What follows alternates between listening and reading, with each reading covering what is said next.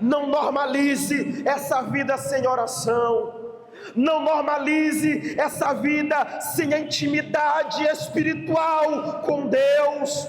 Não normalize o dia inteiro sem a meditação da palavra. Não normalize a tua vida sem a oração. Busque a presença dEle, chore diante dEle, clame diante dEle, porque quando nós clamamos, tem resposta do alto.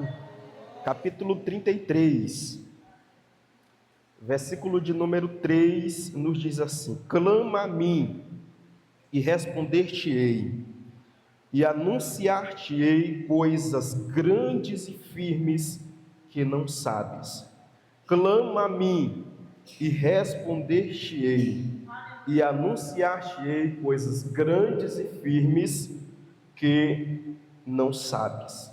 Podeis assentar em nome de Jesus. Glória a Deus. Meus irmãos, o profeta Jeremias estava vivendo um dos momentos mais complexos do seu ministério. Ele estava preso exatamente neste momento, capítulo de número 33, e quando Jeremias ele encontra-se nessa situação de prisão, preso em um momento de crise, a palavra do Senhor nos diz que o próprio Deus vai falar com o profeta Jeremias, e a palavra que Deus trata e fala com o profeta é uma palavra de esperança para o profeta Jeremias. Haja vista que ele estava aprisionado em um contexto totalmente difícil no seu ministério. Então Deus falou ao profeta Jeremias, capítulo 33, versículo 3, olha o que Deus disse: clama a mim, e responder-te-ei, e anunciar-te-ei coisas grandes e firmes que tu não sabes. Perceba que Deus ele vai dar aqui um conselho, ele vai dar uma orientação ao profeta que está preso. O que seria o ponto inicial de Jeremias nesse momento de crise? Clamar a Deus. Porque em todo ambiente de crise, meus irmãos, em todo momento difícil da nossa vida, nós precisamos invocar, clamar, pedir socorro a Deus. Os irmãos vão de convir comigo que em qualquer situação que nós nos encontramos de crise, a primeira coisa que nós fazemos é pedir socorro a Deus. Há algumas pessoas que chamam logo o nome da mãe, Mamãe, me ajuda, mamãe, me ajuda. Porém, nós nos lembramos de Deus. Nós nos lembramos do nosso Senhor. No momento de dor, no momento de crise, no momento onde as coisas apertam mesmo, aonde parece que ninguém te ajuda, a única solução que nós encontramos é clamar a Deus, pedir socorro a Deus. Irmão Moisés, o que é esse clamor? O clamor, meus irmãos, aqui é algo além da oração. Clamor aqui é um grito da alma, é um pedido de socorro. É quando você está, de fato, na crise, no vale da sombra da morte. É quando você está apertado. É aí que nós resolvemos clamar a Deus, pedir socorro, gritar. As irmãs lembram da mulher do fluxo de sangue. O contexto vai nos dizer que aquela mulher, ela já havia gastado tudo que ela tinha com os recursos da medicina, porém ela não encontrou o socorro da sua enfermidade. A palavra do Senhor diz que Jesus estava passando naquele lugar e ela resolveu, através de um toque, através de um gesto, ali ela estava dando o seu último grito na alma. Ela estava dando fazendo ali a sua última oração de socorro, gritando: Senhor, eu não aguento mais. Ela estava clamando, ela estava gritando com a sua alma. E quando ela toca em Jesus, a palavra do Senhor diz que ela logo foi curada. Porque quando nós clamamos, queridos, quando nós resolvemos clamar, depositando a nossa fé, depositando a nossa confiança em Deus, a resposta do céu. É por isso que a palavra do Senhor diz, olha o que Deus disse para o profeta Jeremias: clama a mim, e eu te responderei. Então, o clamor aqui, meus irmãos, envolve muito mais do que uma simples oração. Clamor é uma dependência total de Deus. Quando eu estou clamando, eu estou na minha dependência total a Deus. Eu depositando a minha total dependência nele. Aleluia. É quando eu deixo todas as minhas sabedorias, quando eu deixo todos os meus méritos, e quando eu deposito a minha fé, a minha confiança total, a minha dependência em Deus. Quando nós clamamos, nós estamos dizendo: Senhor, eu não aguento mais, eu não suporto mais. Nós estamos depositando a nossa confiança total, a nossa sinceridade. Ou seja, aqui no clamor há uma urgência espiritual, há uma necessidade de oração. Quando nós clamamos a Deus, nós precisamos entender, meus irmãos, que essa necessidade da oração, do clamor, ela é necessária para a nossa vida. Por exemplo, o texto que nós lemos no início, na primeira carta de Pedro, capítulo de número 2, versículo de número 2, nos diz: desejai ardentemente como meninos recém-nascidos o leite espiritual. Então, o clamor se trata de uma necessidade na alma. É como um menino recém-nascido que deseja o leite materno da sua mãe. Assim, meus irmãos, é o cristão. Nós precisamos desejar ardentemente, como meninos, o leite recém-nascido, o leite espiritual. Aleluia. Será que você tem desejado ardentemente na sua alma a oração? Será que você tem desejado de forma ardente a necessidade na alma de estar orando a Deus, de estar clamando, de estar nos pés do Senhor?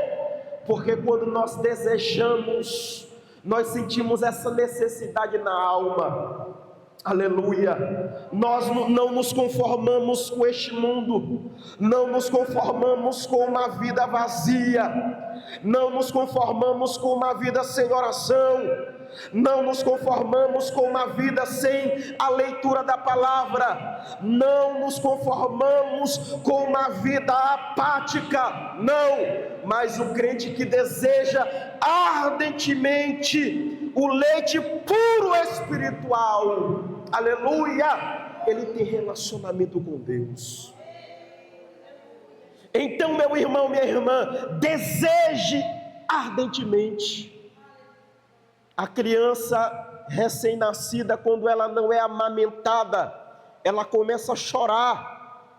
E se a mãe, ela não der o leite, há um risco, um grande risco dessa criança ficar desnutrida.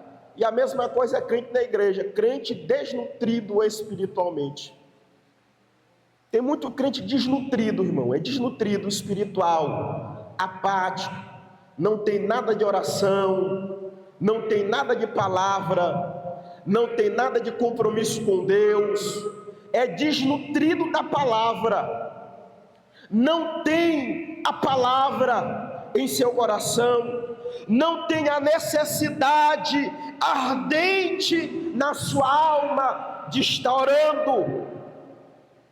É por isso que nós devemos fazer como o apóstolo Pedro disse aqui no capítulo 2, versículo 2: desejai ardentemente, como meninos recém-nascidos, o puro leite espiritual, aleluia, para que crescerdes para a salvação. Deus, meus irmãos, nos chama para um crescimento contínuo. Deus, Ele nos chama para um crescimento contínuo, e a oração faz parte disso.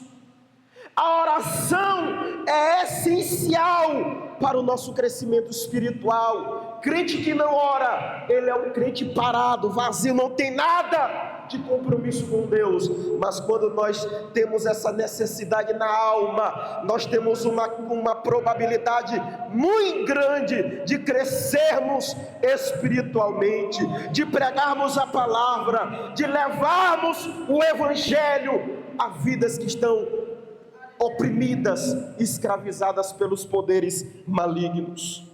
Então nós precisamos desejar ardentemente esta palavra, clamar a Deus, gritar em alta voz. A nossa alma precisa ter sede de Deus. Aleluia.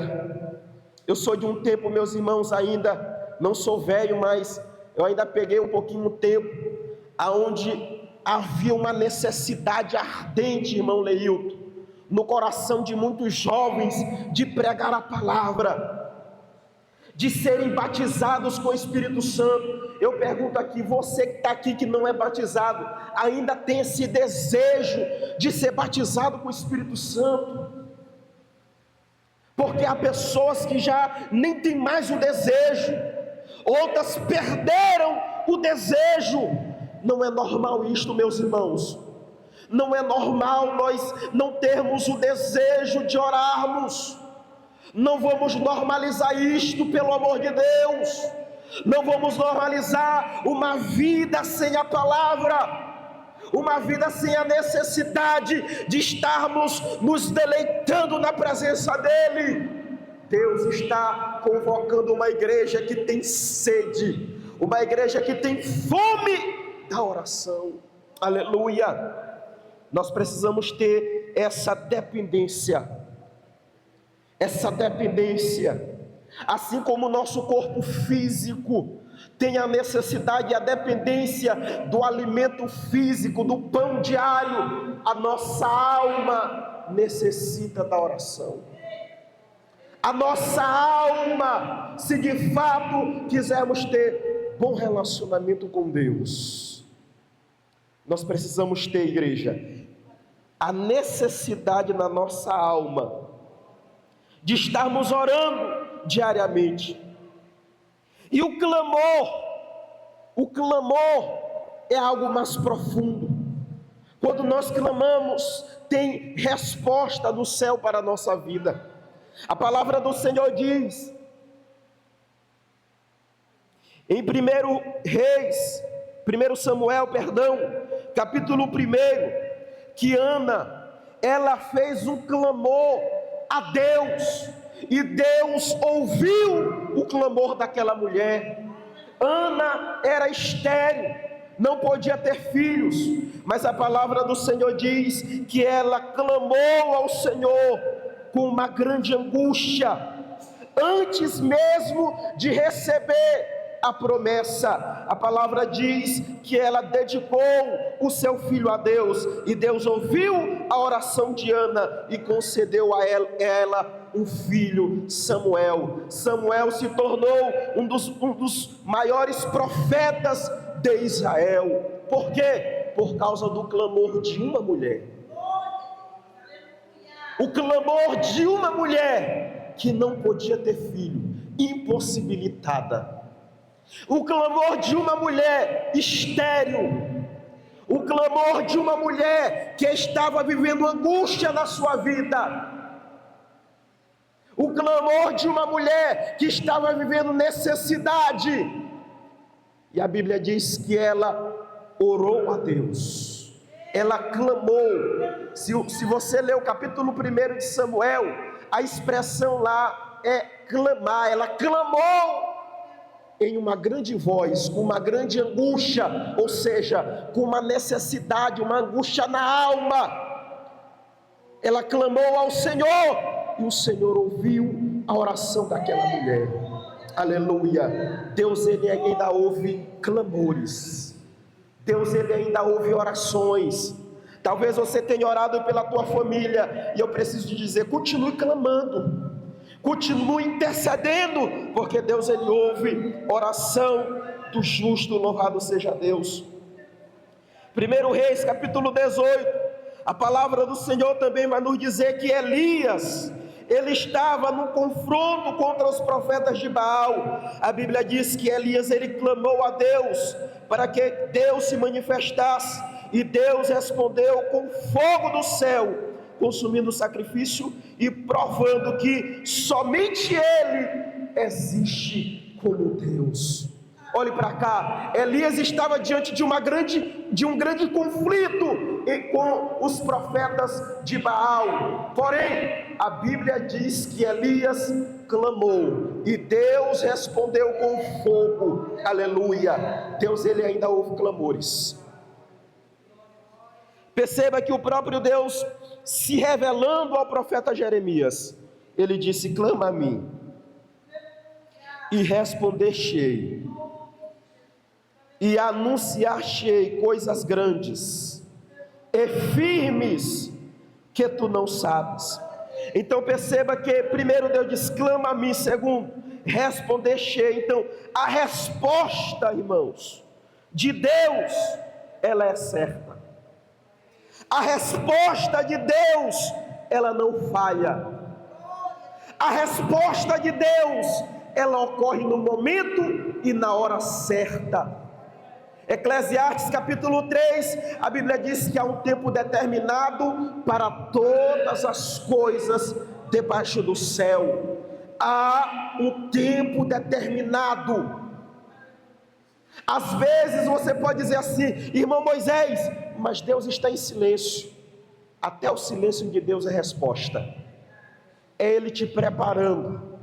O silêncio de Deus não é ausência de resposta, não.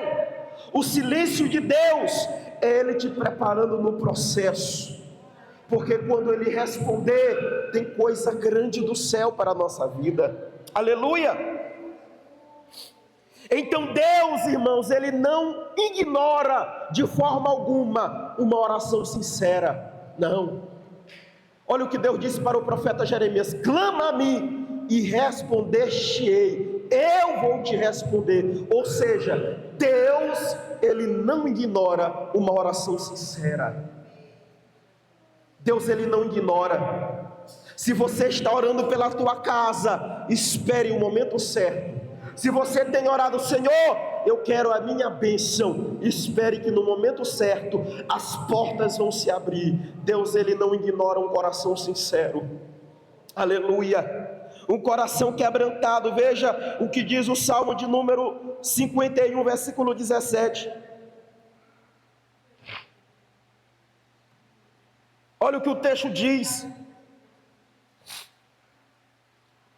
os sacrifícios para Deus são um espírito quebrantado, a um coração quebrantado e contrito não desprezarás, ó Deus. A um coração contrito e quebrantado não desprezarás, ó Deus. Deus, ele não resiste, meus irmãos, um coração contrito, um coração quebrantado. O coração quebrantado é quando nós nos prostramos, é quando nós rasgamos a nossa alma, é quando nós nos deleitamos na presença dele. Ele não resiste. Aleluia. Quando você abre o seu coração sinceramente diante dele, quando você diz assim: Senhor, eu não vou me levantar daqui enquanto o Senhor não falar comigo. Eu não sei se você já teve essa experiência. Eu já passei um dia nessa experiência, já vivi isso, de me prostrar e dizer: Senhor, eu preciso hoje ouvir a tua voz, e eu não me levanto daqui enquanto o Senhor não falar comigo. É quando tu rasga o teu coração, é quando tu deixa tudo, a prepotência, quando tu deixa a soberba, quando tu deixa tudo para lá para trás e resolve de fato a rasgar o teu coração na presença dele, a te entregar 100% para ele. Aleluia. Eu não sei se você já experimentou isso, mas eu te convido, faça isso. Porque o texto diz: olha, os sacrifícios para Deus são o espírito quebrantado. Quando nós quebrantamos o nosso espírito, o grande problema é que nós, irmãos, não queremos mais nos quebrantar diante de Deus, não queremos mais nos humilhar diante de Deus. Já houve tempo de nós nos humilharmos, de sacrificarmos uma noite em oração e dizer: Deus, eu preciso ouvir a tua voz. Dizer: Deus, eu preciso sentir a tua presença. Igreja, nós precisamos nos quebrantar diante dele. Aleluia. Nós precisamos quebrantar o nosso coração, nos prostrarmos diante dele e chorarmos como criança, e chorarmos como uma criança recém-nascida, dizendo: Senhor, socorro, me ajuda, tem misericórdia. Igreja, nós precisamos retornar a isto, porque Deus, ele não resiste um coração quebrantado. Deus, ele não resiste um coração contrito.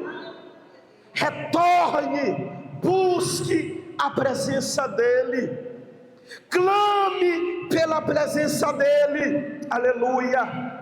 Não normalize essa vida sem oração, não normalize essa vida sem a intimidade espiritual com Deus, não normalize o dia inteiro sem a meditação da palavra, não normalize a tua vida sem a oração. Busque a presença dele, chore diante dele, clame diante dele, porque quando nós clamamos, tem resposta do alto. Aleluia, aleluia. Deus, ele não quer apenas, queridos, um sacrifício qualquer. Não. Às vezes a gente faz todo sacrifício, e talvez é até sacrifício de tolo. O que Deus quer mesmo, irmãos, é um coração sincero. É só isso que ele quer. Deus, ele não quer muita coisa, ele quer um coração quebrantado, um coração sincero. Às vezes a gente enfeita tanto, e Deus, ele não está buscando religiosos, ele quer um coração sincero, um coração quebrantado. Louvado seja o nome do Senhor para todo sempre. Então Deus, ele não resiste um coração contrito, um coração sincero e um coração arrependido. Louvado seja o nome do Senhor. Então permaneça confiando, acreditando, porque quando nós clamamos, confiamos, ele responde. Louvado seja o nome do Senhor para todo sempre. e Ele responde de forma sobrenatural. Clama a mim, e responder-te-ei, e anunciar-te-ei coisas grandes e firmes que tu não sabes. Ou seja, é algo além da nossa capacidade de pensar. Às vezes a gente não tem ideia do que Deus pode fazer. Era isso que o Senhor estava se revelando para o profeta Jeremias. Jeremias: clama a mim, responder-te-ei, e anunciar-te-ei coisas grandes e firmes que nem tu sabes. Aleluia! O que Deus tem para fazer na nossa vida, igreja, é coisa grande. Ele quer alcançar a nossa casa, Ele quer libertar a nossa parentela, Ele quer mudar a história da nossa família, Ele quer mudar o curso da nossa vida. Aleluia! Mas para isso nós precisamos clamar, nós precisamos confiar, nós precisamos nos deleitar na presença dEle, porque o que Ele faz é além da nossa capacidade, Ele vai além dos nossos pensamentos, Ele vai além das nossas expectativas. Deus sempre vai fazer além. Aleluia! Deus, Ele sempre vai fazer além. Às vezes tu está orando: Senhor, me abençoa com essa bênção, e Deus está dizendo assim: eu vou apertar aqui só um pouquinho, aguarda um pouquinho, porque o que eu tenho é algo maior ainda, além. Louvado seja Deus. Então Deus, irmãos, ele se revela desta maneira para o profeta Jeremias, enquanto ele está preso. Clama a mim, responder-te-ei, e anunciar-te-ei coisas grandes, ou seja, firmes, ocultas, coisas escondidas, inacessíveis ao entendimento humano. Às vezes a gente não entende o tamanho e a proporção das bênçãos de Deus na nossa vida. Às vezes a gente está aqui, mas a proporção das bênçãos de Deus na nossa vida vai além desse mundo material. O que Deus tem para a igreja é vida eterna nas mansões celestiais. Isso aqui vai além de qualquer pensamento humano, irmãos. Aleluia! Isso aqui vai além de qualquer coisa terrena, de qualquer bem terreno. O que Deus tem para nós é vida e vida eterna. Louvado seja Deus para sempre. Deus, ele se revela para o profeta Jeremias, dando a ele uma direção. Enquanto ele está preso, Deus está dizendo: Jeremias, o caminho, a direção é clamar, pedir socorro, pedir ajuda, se entregar, confiar, depositar de forma total a sua confiança nele. Louvado seja o nome do Senhor para todo sempre. Aleluia! As nossas limitações, irmãos, os nossos pensamentos, eles são limitados, mas o que Deus tem para nós é algo além, é além daquilo que nós nem imaginamos, daquilo que o nosso pensamento não tem a capacidade de imaginar, de pensar. É isso que Deus tem para a igreja. Aleluia! Então, diante desta palavra, eu te convido: clame a Deus, permaneça clamando, permaneça confiando, permaneça acreditando de que Deus está no controle. Aleluia! E quando Ele está no controle, sempre vai ter resposta. Aleluia! Muito embora as águas, o fogo queira atingir, as águas queiram mexer no barco da nossa vida, mas quando Jesus está no barco, no controle, na direção, nada pode atingir a nossa vida. Louvado seja o nome do Senhor. Então o profeta Jeremias entendeu isso, em clamar a Deus, em confiar, e Deus entrou com providência. Louvado seja o nome do Senhor. Permaneça acreditando, confiando de que Deus está no controle. Fique de pé comigo em nome de Jesus. Aleluia. Eu quero orar pela tua vida. A voz está quase indo embora. Louvado seja Deus. Oremos. Maravilhoso Deus, eterno Pai, diante da tua presença nos encontramos mais uma vez, meu Deus, para te agradecer, Senhor, pela tua palavra, para te agradecer por este momento, Senhor, na tua presença. Neste momento, meu Pai, nós oramos a ti mais uma vez. Continue, Senhor, guardando a nossa vida, continue fortalecendo a fé, a esperança dos teus filhos. Pai querido, nos ajudando, Senhor, a depositar a nossa fé em Ti, a confiar de forma total no Senhor, em nome de Jesus Cristo. Nos ajuda, meu Pai, a clamarmos, a confiarmos e a crermos que o Senhor permanece no controle da nossa casa, de que o Senhor permanece no controle da nossa vida. Nos ajuda, meu Pai, a termos essa necessidade na alma, a necessidade de nos deleitarmos na Tua presença, a necessidade de estarmos vivendo uma vida de oração, a necessidade de mergulharmos na Tua palavra, a necessidade diária, assim como a criança, Senhor, recém-nascida, tem a necessidade do leite materno, que possamos sentir a necessidade da nossa alma, de estarmos orando, de estarmos clamando, de estarmos vivendo, Senhor, essa vida de oração contínua, todos os dias, em nome de Jesus, é o que nós oramos e te agradecemos, amém. Louvado seja Deus. Sente-se só mais um minuto.